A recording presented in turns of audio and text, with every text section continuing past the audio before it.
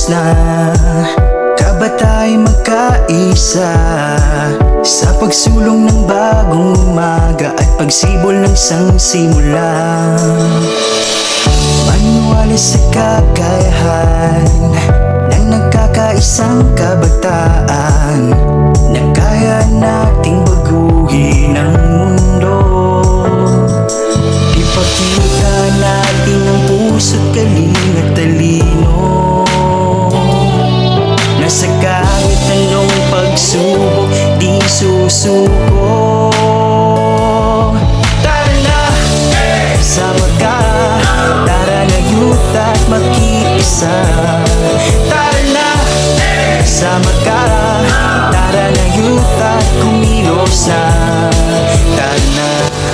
Kahatid ng balita ang ng kabuluhan. Tara na. Buong puso para sa bayan. Handa magserbisyo para sa kapatahanan. Tutukan ang mga salilang solusyon sa lipunan. Servisyo mo pagkakatiwalaan ka hanggang sa huli. Para sa kinabukasan. Ito ang Campus Connect! Connected Cast! Connect!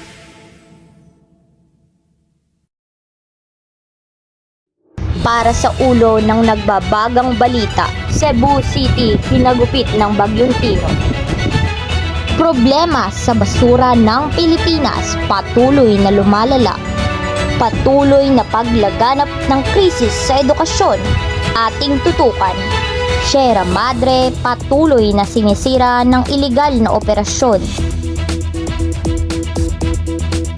Magandang araw, Pilipinas! Magandang araw, Saragosa! Mga nagbabagang balita mula sa loob at labas ng bansa.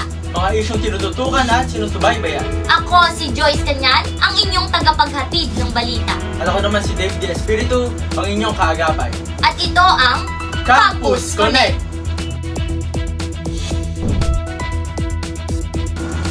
Para sa unang balita, patuloy na binabantayan ang bilang ng napaulat na nasawi dahil sa pananalasa ng Bagyong Tino at sa datos ng Office of Civil Defense, hindi bababa sa 26 ang patay. Karamihan ay sa Central Visayas. Mahigit 100,000 pamilya ang epektado sa iba't ibang bahagi ng bansa at isa sa pinakanasawi ay ang Cebu, kung saan inabot na sa bubong ang lakas ng baha. At mula sa Cebu City, saksi live si Antonio Bispo ng Campus Connect. Maraming salamat, Joyce. Sa pagtama ng Bagyong Tino noong Martes, umakyat sa bubong ang ilang residente para takasan ng kulay putik na bahang nagpalubog sa kanilang bahay sa ilang bahagi ng Cebu. Ngayon ay andito ako sa evacuation center area kung saan nananatili ang ilang pamilya na nasalanta ng bagyo. Dahil sa lakas ng agos ng baha, ilang pamilya naghihinagpis at nagdadalamhati para sa inagos ng buhay ng kanilang mga anak at kapamilya. Ano ang panawagan niyo at kamusta po kayo dito sa evacuation center area? Tulungan niyo po kami. Wala na po natira sa mga gamit namin. Inanod na po ng baha. Maawa po kayo sa amin. Kamusta po kayo pagkatapos ng dumaan na bagyo? Sa lakas po ng bagyo, inaanod po yung mga anak ko ng baha. Hindi ko na po alam yung gagawin ko. Si Alfred Beldan na isang residente sa Talisay City, kung saan ang kanyang 2 anak ay walang awang inagos ng baha at nauwi sa masakit na trahedya para sa kanyang pamilya.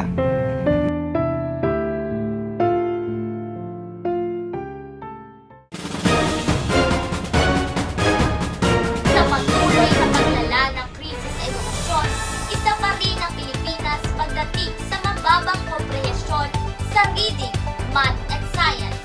Sa maraming rehiyon na may mataas na antas ng kahirapan ay nagpakita rin ng mababang functional literacy na ipinapakita ng datos na may malakas na ugnayan ang kahirapan at kakulangan sa kalidad ng edukasyon.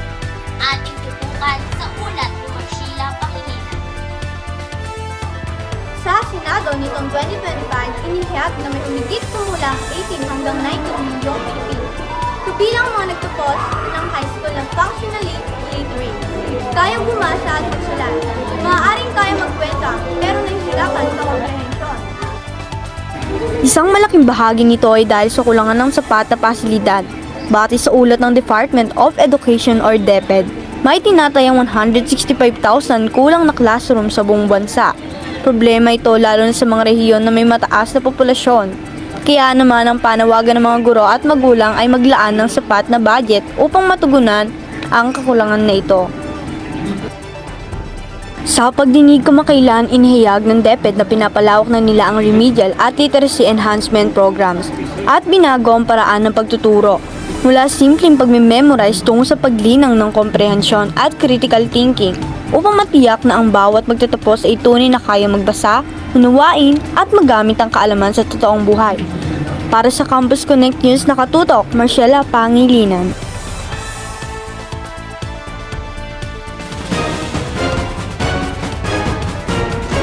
Patuloy na pagdami ng basura sa Pilipinas ay nananatiling malaking problema sa bansa, kasabay ng paglala sa polusyon. Ang nakakasulasok na problema na iyan ay dulot ng malawakang paggamit ng single-use plastic. Ating tututukan sa ulat ni Cesar Cordova. Ayon sa report, ang Pilipinas ay nagpaproduce ng 2.7 million tonelada na plastic waste sa taon. At ang mga ito ay humahantong sa landfills na natatambak sa mga ilog, sa water supply at sa karagatan. Sa gitna ng patuloy na pagdami ng basura sa komunidad, muling nabigyan ng pansin ng isang batas na dapat sana'y matagal nang nagbibigay solusyon, ang Ecological Solid Waste Management Act of 2000 o mas kilala bilang Republic Act 9003. Nilalayon ng Republic Act 9003 na tiyaking ang lahat ng basura mula bahay, paaralan, negosyo hanggang barangay ay maayos na nakokolekta, nayayari at nare-recycle sa isang paraang ecological o makakalikasan. Kabilang dito ang malinaw na utos sa bawat barangay na magtayo ng Materials Recovery Facility o MRF, kung saan dapat isinasagawa ang segregation, composting at recycling. Kayo po, paano po yung ginagawa sa tamang pagsasegregate ng basura? Pinupunla siya yung binubukod-bukod siya para magandang tingnan sa pagtapon ng basura. Pagkatapos po ma-segregate, saan po dinadala yung mga basura? Pampanga.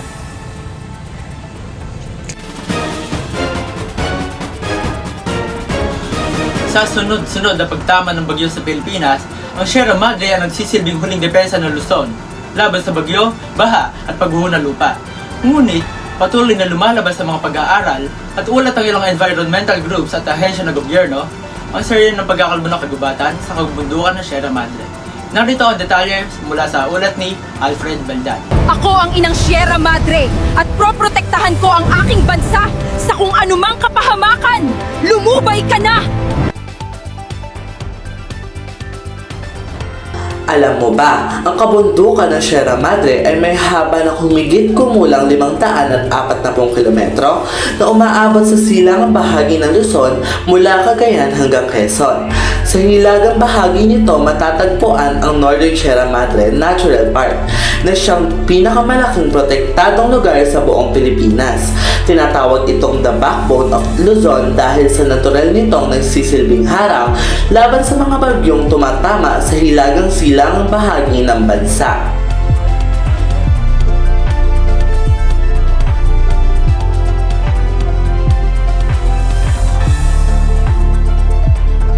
Sa datos ng Haribon Foundation, itinatayang umaabot sa humigit kumulang 9,000 hektarya ng kagubatan ang nawawala kada taon sa kabuuang lawak ng Sierra Madre.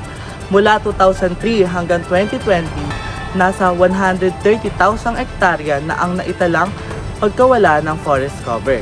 Batay sa kanilang pagsusuri sa satellite images at ulat ng mga lokal na komunidad. Ayon naman sa Department of Environment and Natural Resources, nagpapatuloy ang kanilang monitoring sa mga aktibidad sa kabundukan. Sinabi nila ang anumang operasyon na walang kaukulang permit ay saklaw ng enforcement actions, kabilang ang paghuli, pagsasara o pagpataw ng penalidad alinsunod sa environmental laws. Bukod sa malalaking operasyon, patuloy din ang pag-monitor sa mga insidente ng illegal logging at kaingin sa iba't ibang bahagi ng Sierra Madre. Nananatiling malaking hamon ng lawak ng lugar na kailangang bantayan. Para sa Campus Connect, ako si Alfred John Beldan, nag-uulat.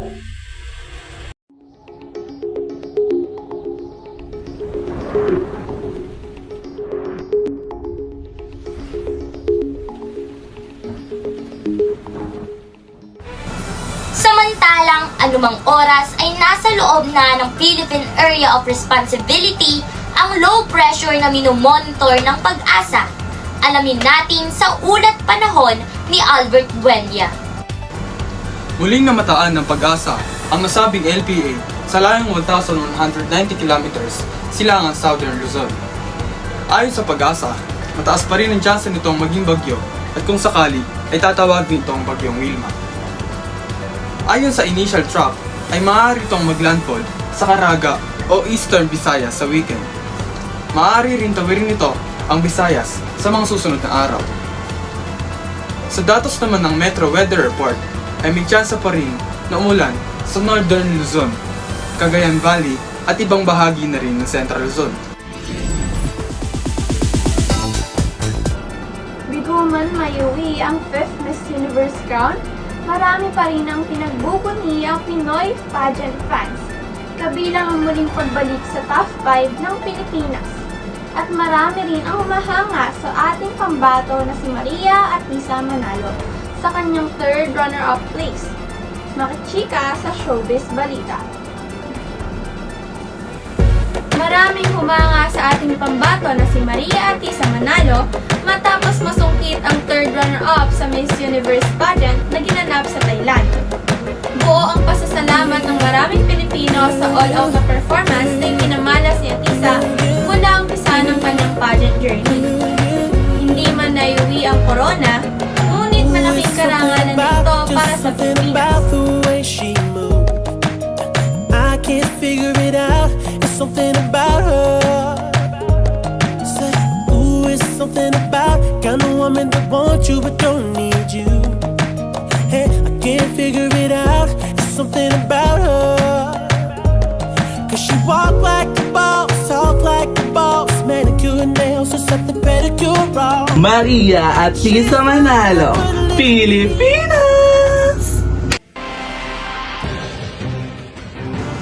Tapos na ang balita.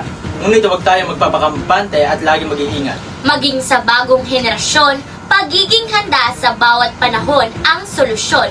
Salamat at hanggang sa muli. Be updated, nandito lang ang tagapaghatid ng balitang tapat Maaasahan at walang kinikilingan.